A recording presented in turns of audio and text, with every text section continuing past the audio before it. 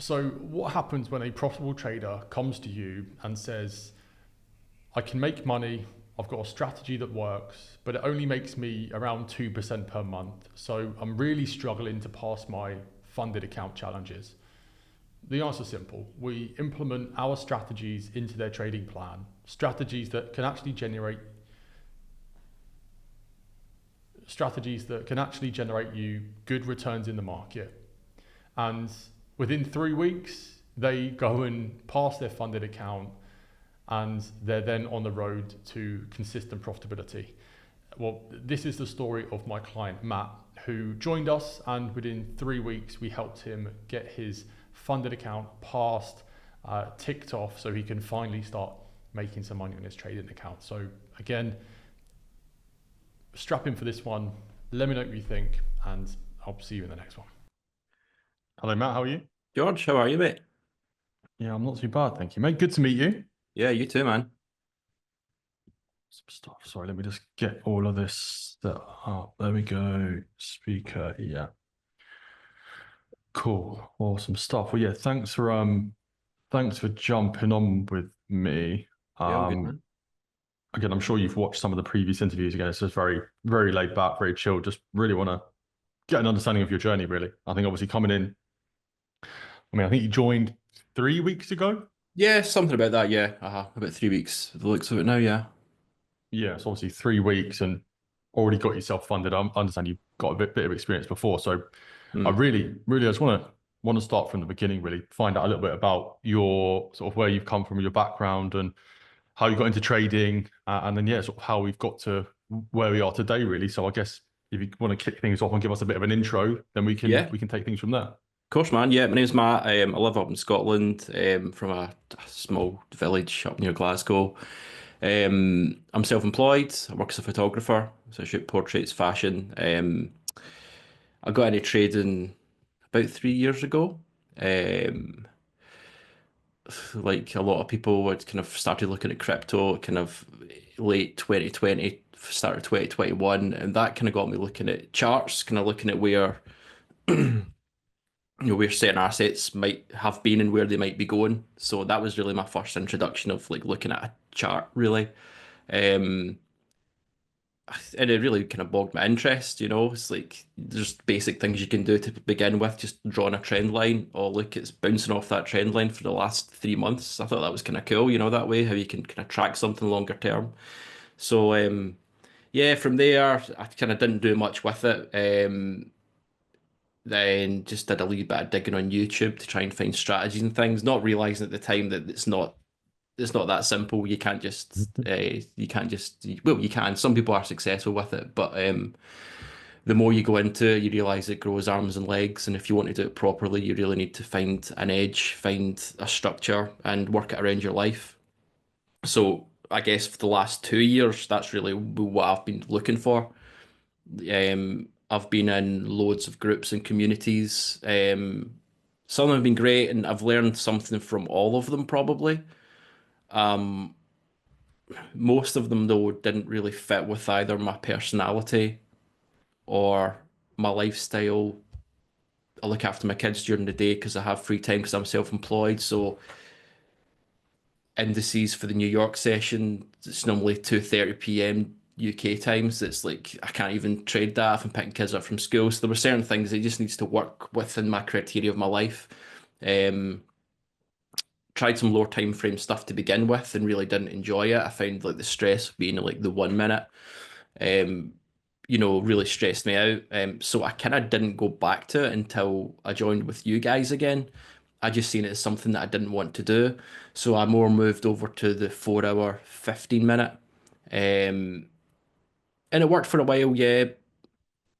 I got funded, I lost some accounts through doing those kind of strategies. But again, it's kind of pick your poison. Do you want to hold trades for days on end? Do you want to hold trades over the weekend? So yeah, you're kind of battling with that type of thing. And then ended up, I developed my own strategy, which I spent a lot of time. I back tested 5 years with it, kind of my own edge that I kind of designed. And it was good. And I'm really proud of the strategy that I kind of designed. It was really hard work. It was really simple and mechanical, is exactly what I wanted. fitted. I could just trade it in London session. The issue was with it that it didn't yield me a lot of percentage per month. I was getting like Yeah. maybe 2%, the high end 5%. So, and that's good. I understand that from an industry perspective, it's excellent.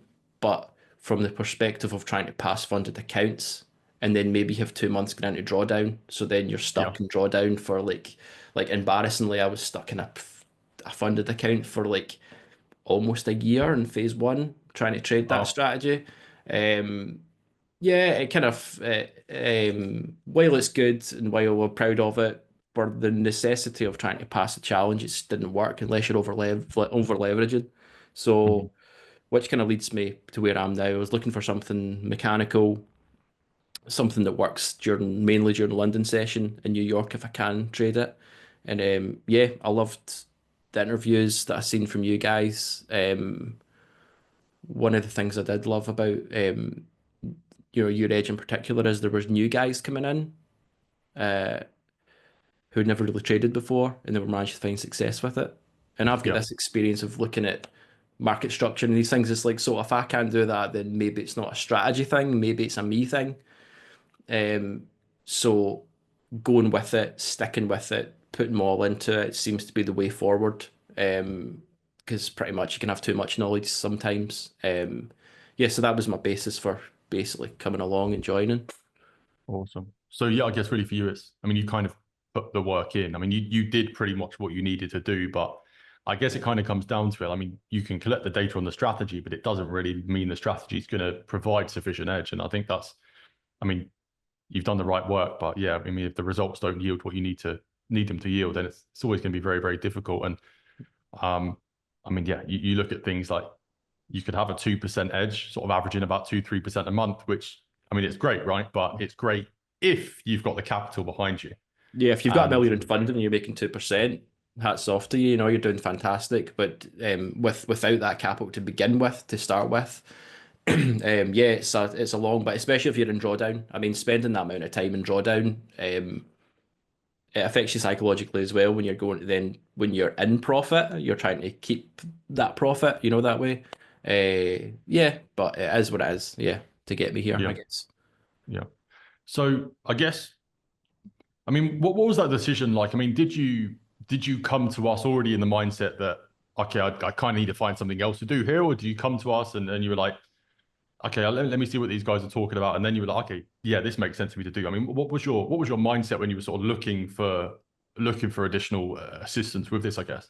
Yeah, well, I knew I needed something. I just needed the right thing that ticked the boxes for me. Once you look at enough strategies, work with enough people, you know that you need something consistent. You need mentors that are going to be there to assist you if you need it. And I know I picked up on the calls that you've done with other interviews that you mentioned that like you doing weekly live calls. So you almost get that consistency out of that. You get to maybe share trades with people. You get to know that you're doing okay. Some communities that you're in, you don't get that type of feedback really. Especially the more advanced strategies. You're just expected to pick it up, know what you're doing. If you ask a silly question, that's on you. Yeah. But it seemed to not be like that because you take on new guys. You seem to have that mentality of kind of including people who are maybe stuck a little bit and just need a bit of help through it. So yeah, so I needed something mechanical um, and something that just worked. I mean, from all the interviews, I've done a lot of research. Some of the interviews in particular kind of really resonated with me, and people in this maybe a similar situation to myself who had experience hadn't yet found that breakthrough, and it's really just on that cusp, on that edge of like making it work, you know? Yeah. Yeah. No, 100%. I mean, I always say this, like, yes, we cater to beginners. Yes, we cater to people that have got experience, but fundamentally, regardless if you're a beginner or you're an experienced trader, you're kind of facing the same problem, right? And that largely comes down to having an edge that generates the return that you need it to return. So if you have, even if you have no experience or loads of experience, the one thing you're missing is that edge. And yeah, I mean, that's why I think that we try to cater to as many people as we can. And especially like, I mean, I guess you've sort of been in the mechanical space anyway. When you really strip a lot of that discretion away, trading isn't necessarily the most difficult thing to pick up. It's just about doing the right things, taking the right actions, and actually having the right knowledge there to, I mean, really just be able to focus on doing what it takes to actually get you results, as opposed to just like being a crazy man on the charts and just drawing a million things up. It's just, yeah, having that focus really. Yeah, yeah, I'd agree, man. That's cool. That work makes sense. So, I mean, obviously this is a bit of I mean, not so much a crazy turnaround, but you joined us and within 3 weeks you passed phase two and got yourself 50K in funding. I mean, did you expect to see results that quickly? I mean, what were you sort of looking to, I guess, achieve from joining our training? So when I joined, I was in phase two on FTMO. I was 5% down drawdown. Okay. When I came in, I first had the first kind of meeting with Josh. We were talking about like what I'm looking to do. It's like I'm just looking to take things slowly. I've been here before. I know if you rush, if you over leverage, you're going to lose every time. So yeah, I came in with the mentality of taking it slow. Then I kind of plowed through all the material, went through the course really quickly. A lot of it already knew, but just maybe just recapping stuff. I watched a lot of your trade reviews, which are fantastic. I went through your weekly webinars. I chewed through a few of those. I was like, cool. I've kind of done like a lot of this stuff before, and but the missing link for me was just kind of putting it all together in a way that kind of makes sense. Like the way you guys do a chalk is like slightly different, and it means you're getting a bit more of an aggressive entry, which I like. Um, than I was used to, because usually I'd wait for a break of structure, come back, and then the trade runs without you kind of thing. That's what I used to do in the 1 minute time frame, and that's where the stress came from. But the way you guys do it kind of makes more sense, I guess. But yeah, so I was planning to take it slow, and then just got dug in and started taking some wins. That built my confidence to take the 1 to 3s to begin with, Yeah. um, which was a tip that I heard on one of your weekly calls. Kind of, it's kind of sometimes nice to just take those 1 to 3s, kind of bang those out, and then you can build confidence through it. And then yeah, from there, just like took the setups as the goal. Silly losses in between all that, of course. Like, but yeah, got myself out of drawdown reasonably quickly. Um, that was risking 0.25% basically. And then the rest of it was risking 0.5%. Wow. So Okay. decent return, which I wasn't expecting. I took a few trades, just managed to get kind of 1 to 7, 1 to 6, 1 to 7, 1 to 8 kind of thing. They really helped, that Yeah. way. Um, I guess I've been in drawdown for so long that risking 1% is seems like a lot because you're used to Yeah. you're cutting back. By the time you're in drawdown, it's like cool, yeah, cut your trades in half. It's then hard to scale up again. So maybe that's the next step for me is to maybe move on to doing that. But so far so good. So yeah, it seems fast, but it doesn't really feel that way for me, having a look at the charts for so long. Yeah. Yeah, no, for sure. No, 100%. I mean, I think I remember the first post I saw from you. I think it was like three back-to-back 3R wins. Yeah. And I was like, okay, like, I was like, wait, I swear I've only seen this name like once or twice in the community before. And I like, checked back and I was like, wow, he joined like 3 weeks ago.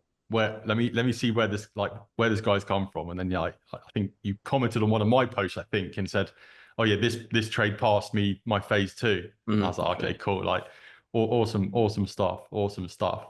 Um, so obviously we've got you to that stage, everything. I mean, it's very quick turnaround relative to the time in which you joined. I want to sort of talk about your goals a little bit because I guess now like we kind of got you on a path where profitability is in your sights. Like the path forward seems probably a little bit clearer now. Mhm. Firstly, I guess you're trading around your work at the moment. I mean, what sort of things and what sort of processes do you put in place to allow you to sort of juggle, I guess, trading and work and sort of taking care of the kids and stuff like that? Yeah, if I'm working, I go all out, and I'm either on set or I'm on location shooting type thing. So, working while trading, which I've learned from the last few years, just isn't possible. Just I need my attention on it. Um, but the good thing is shooting what I shoot commercial. I pick up my camera maybe 2 to 3 times a month. So the rest of it's admin type stuff. So I spend a lot of time just typing, editing, that type of thing. Um, so it's working around a bit of work, working around dealing with kids, getting kids to school, home again, you know. So it's just kind of general life stuff. So setting alerts, um, but not have it take over my life, because the thing that I love about this strategy as well is if you miss a trade, there's another one pretty much just around the corner. Yeah. In previous strategies that I did with the 4 hour, 15-minute type setups, which were fantastic, but you might only get a setup maybe once a week, Yeah. and it might be a loss. So if you miss that trade, that's kind of frustration comes from that. But I've missed a couple of trades and I'm quite comfortable with it. Learning to build that resilience at the same time, obviously. But but yeah, happy to miss a trade because I know that in the next few days at least there may be something else there that kind of makes up for that, I guess, you know. Yeah, no, 100%. I think that's really important. I mean, obviously, as my career has developed, I've definitely had that before where you sort of try the higher time frame stuff. And I guess it's always a bit of a juggling act, right? Where you're sort of, you need to have an edge, but you also need to juggle that with your psychology as well. I think it's very easy to fall into a bit of a pit with your psychology if you kind of, your trade expectancy is kind of like once a week.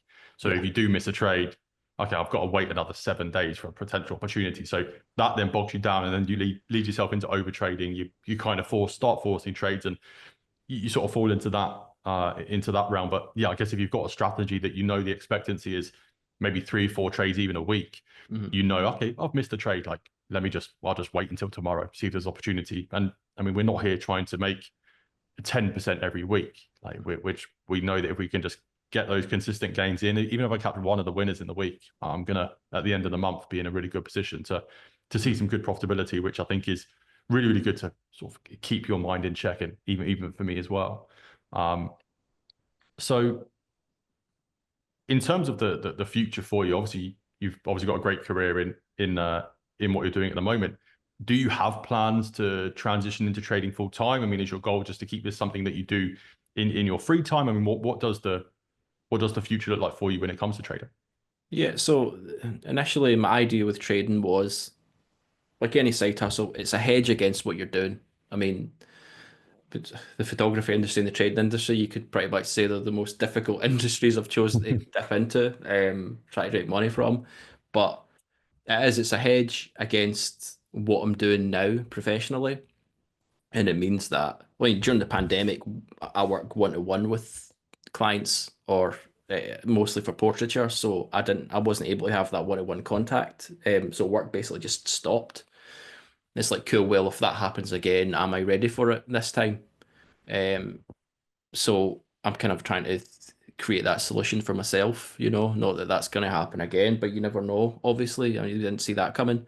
Um, so yeah, would I like to trade full time? Yeah, cool. That would be good. But I'd always keep some kind of artistic thing at the side, and if I can do it professionally, then fantastic. It's kind of how I'm built, and that's why the reason why trading works for me as well, because it's very kind of visual. Being a visual artist, it's like you could say Yeah, candlesticks. It's pretty boring and dull, but you're looking for certain pattern recognition.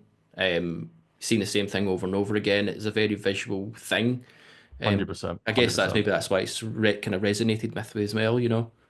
Yeah, I mean that's very similar to myself actually. I came from, I mean, my initial goal was to be a graphic designer when I was like 15, 16. I went to college to do graphic design and It's another photography. So big money maker in the it's not. It's yeah, I gathered that. That's why when yeah. I got my eyes on trading, yeah, it kind of resonated with me the same way, I think. And yeah, like that, all of the patterns. I mean, everyone kind of thinks it's numbers, right? Everyone thinks that you're talking numbers and it's all statistics and stuff, which it is to some degree, but it's largely about having that pattern recognition. Once you have your mechanical rules, it always kind of looks the same, right? Every trade is pretty much Mhm. identical within a few margins, but it is then just about, I guess, training your eye to be able to spot those patterns before they happen. And then when you start to see those signs, you know, okay, entry here, stop loss here, TP here, and then you kind of have to trust just to let it run. And I guess that's probably why you've picked this up fairly quickly, because you've already got that pattern recognition in your mind to some degree. It's just then putting things in the right order and then sort of following that process. Yeah, no, 100%. Yeah, it's but seeing it, but then it's about practicing and seeing it in real time is different though. See it when the charts are, you know, when you just get that kind of blank space in front of you, you can look at a million different kind of good results over and over again, but still you have that pressure of finding an entry when there's zero evidence that it's going to go in your favor. You know, I think that's the hard part about being a trader, I think. Yeah, no, 100%, 100%. That's why data is so important, right? That's why putting the time into collecting data and being able to go through every trade, and building up that muscle memory. That's Hmm. what really, I think, puts the needle in the trader's favor. I mean, even so, I've worked with a lot of people that you would look at the trades they're taking and think you know everything that you're doing, but where they lack is they haven't put the time in away from the charts to build that data, to build that muscle memory. I mean, it's the same as I always use the analogy of like a footballer. Like a footballer can have the skill, but if they don't train well, if they don't analyze their games, they're going to step on the pitch and they're not going to perform as well as they should. It's kind of the same with us. If we don't take that time away from the charts to master our craft and to essentially go through training and data collection and analysis, then when it comes time to actually play the real game, it's going to be difficult for us to perform at the level that we need to. So that edge actually plays. Yeah, totally. That makes sense. That's one thing I've been doing actually. I'm still kind of working my way through it, but I'm going back through all your weekly live calls and just marking out every trade, going on FX replay and just marking everything out, almost like back testing sessions really, but to see what worked, what didn't, what potentials could have been there, what trades were maybe a bit riskier. But if you just look at the basic edge and what it does, there's enough there, you know. Yeah, no, But no, that's 100%. pretty good. I've done that for the last, I think I've done like 4 months or 5 months worth. So I'm just working my way through. So I've kind of got just what to maybe expect week to week, you know. Yeah, no, 100%, 100%. But yeah, I mean, definitely a very, very different story to a lot of people. And I think your effort and work that you put in away from working with us has kind of allowed you to get to where you are today. But before we go, I always like to ask this at the end of every interview, just as somebody who's achieving good things in the space already. For those people that are watching this, what would be your top 3 tips to somebody that is sitting on the fence, still trying to get results as a trader? What would those 3 things be that you would give them to help them get to where they want to get? Cool, man. So yeah, I'd say like if you've not got an edge, you're going to need to start there. I think a lot of maybe people come into it, not that I did, but I know from seeing other people struggling, like online and through interviews and things, that they're basically coming in without a structure and without an edge. Um, I mean, there are successful discretionary traders, of course, but that's maybe a very small percentage of the people who is already a very small percentage of people who are successful with it. So you're going to need an edge, and that's provided with you guys. You're going to probably need a mentor and people to help you. That's also provided from you guys, and also just having the community there and having a bit of backup, people who are maybe the same position as you are, and also that social approval that you're taking trades that everyone else is also important. If you're on your own and you're stuck on your own and you're taking trades and you don't know if it's a good trade or not because you've maybe got nothing to compare it to. But for to know, because that's actually helped me the last few weeks. Like uh, the community is maybe quiet for the afternoon, and then I'll have maybe took a trade, maybe took a break even, maybe a win, and then I'll look back and there's like 3 or 4 people who've done the same thing. It's like, cool, maybe I'm doing okay here. Even if it's a loss, it's still valid loss, you know. Yeah, So for anyone sitting on the fence, if they don't have that type of structure, it's maybe useful to come on board in some kind of community, if not you guys, that can maybe provide that. Um, Otherwise, you're kind of lost and you're maybe on your own with it, which works for some, but long term, yeah, it's difficult to. It's a lonely journey, you know. yeah, no, 100%. I think that's great advice. I mean, irrespective as to whether somebody joins us, I think fundamentally you need that edge. Like if you don't have the edge, then nothing's going to work anyway. But then having that support and that coaching and that mentorship is, I mean, it's just so important. It is so important. Just having somebody to turn to get your questions answered instead of letting that fester in your mind, and then that's going to impact your own results, and it's just going to be a downward spiral for there. But yeah, I really appreciate you jumping on. I really appreciate you jumping on. Again, I'm sure a lot of people are going to get a lot of value from this. I look forward to seeing where this goes. I mean, we're still very, very early doors, which is Yeah, of course. which is a bit crazy. But yeah, I really look forward to that again when we see that next accolade coming in. I'm sure we'll have another conversation, have another call, and get everybody up to date with where you are. But yeah, thanks again, mate, and yeah, I really appreciate it. Good man. Thank you, George. Appreciate it, mate. Nice one. Thank you very much, mate. Have a Cheers. good day. You too. Nice one. Take care. Bye.